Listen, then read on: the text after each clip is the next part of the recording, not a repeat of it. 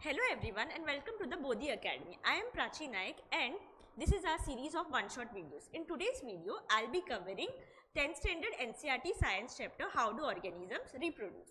So have you ever wondered how life on earth continues? If living organisms do not produce new organisms, then life on earth will disappear. So let's begin. First we'll understand what is reproduction. Okay, so it is a biological process in which living organisms will produce new organisms of their own type. Okay, so the importance of reproduction is, first is transfer of DNA, that is when the information or the characters are passed on from the parents to the offsprings. Okay, then there is continuation of species, that is if living organisms do not produce new organisms, then they might get extinct. Okay, then there is variation. So when the DNA is copied from the parents to the offspring, it might get some changes, okay, which is called as variation, and it is very important for evolution. It is only seen in sexual reproduction. Okay, then we come to types of reproduction. Okay, there are two types of reproduction, asexual and sexual. In asexual, first we'll see the asexual type of reproduction. Okay, here only one parent is involved. Okay, and the types of asexual reproduction includes binary fission. Here one organism will divide into two new organisms. Okay, here first the nucleus will divide and then the cytoplasm, making two new organisms. Example here is amoeba. Then we come to multiple fission. So in multiple fission, one organism will divide into many daughter cells. Okay, here the example is plasmodium, which is a malarial parasite. Okay, then we come to budding. Here the parent body will have a outgrowth or a bud, and then the bird will grow and form a new organism. Example here is hydra. Then we come to fragmentation. Here the plant body will cut into pieces and each piece will develop into a new organism. Example here is Spirogyra. Then regeneration.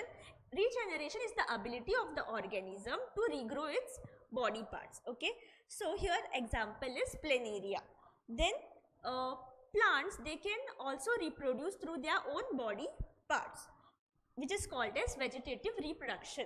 Here the vegetative parts of the plant, like the root, stem, leaves, they will produce new plants. Okay, so here the examples are root will produce, root example is potato, leaf example is bryophyllum, and stem sugarcane.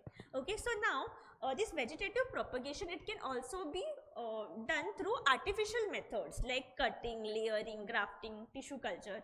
Okay, then we come to sexual reproduction. Here in sexual reproduction, two parents are involved. Okay, so here sex cells called as gametes are produced, and then there is fertilization. After fertilization is the fusion of male and female gametes. Okay, then zygote is produced.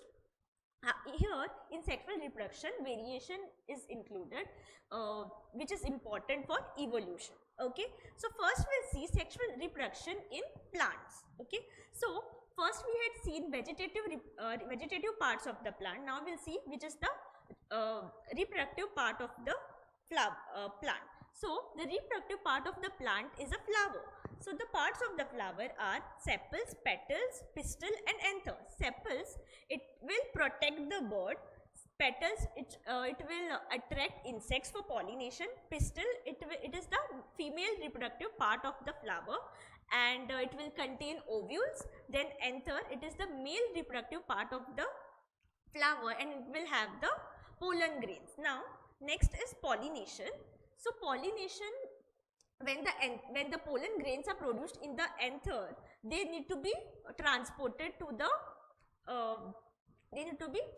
transported to the stigma. Okay, so the transfer of pollen grains from anther to the stigma are called as, the process is called as pollination. Now pollination is of two types, self-pollination and cross-pollination. Self-pollination, it is the transfer of pollen grains from anther to the stigma of the same flower, and cross-pollination, it is the transfer of pollen grains from the anther to the stigma of another flower, a different flower.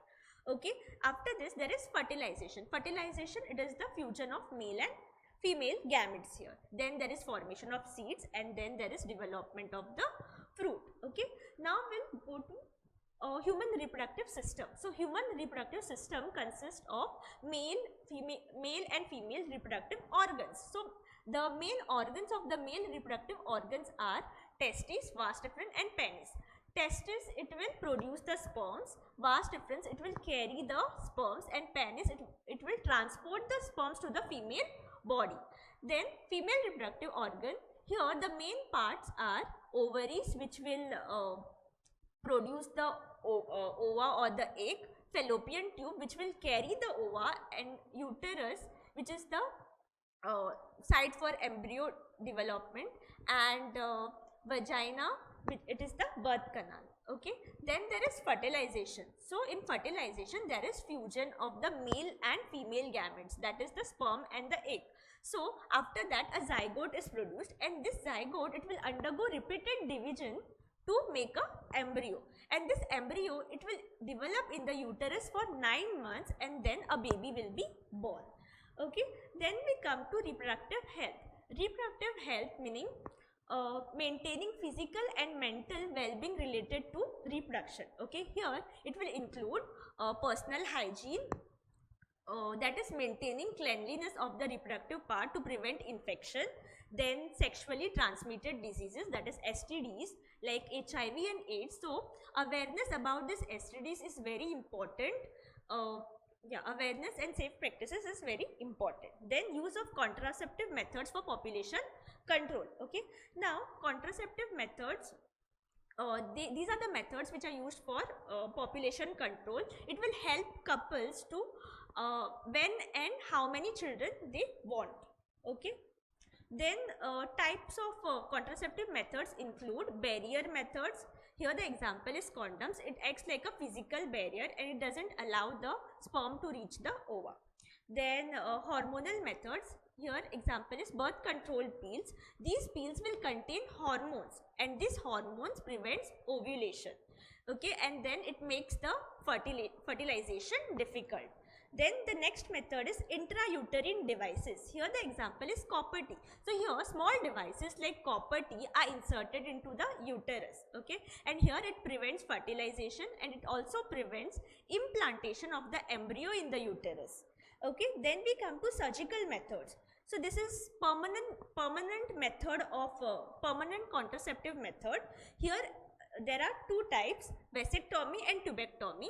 Vasectomy is performed in males, wherein the male, the organ of the male which carries the sperm is cut or tied, and then tubectomy, it is performed in females, wherein the fallopian tube is cut or tied up. Okay, here we finish the lesson. I have mentioned the important figures here from the NCERT textbook. Okay, so thank you for watching. I hope you all have understood. I'll see you in the next video. Till then, like, share and subscribe to the Bodhi Academy. Thank you.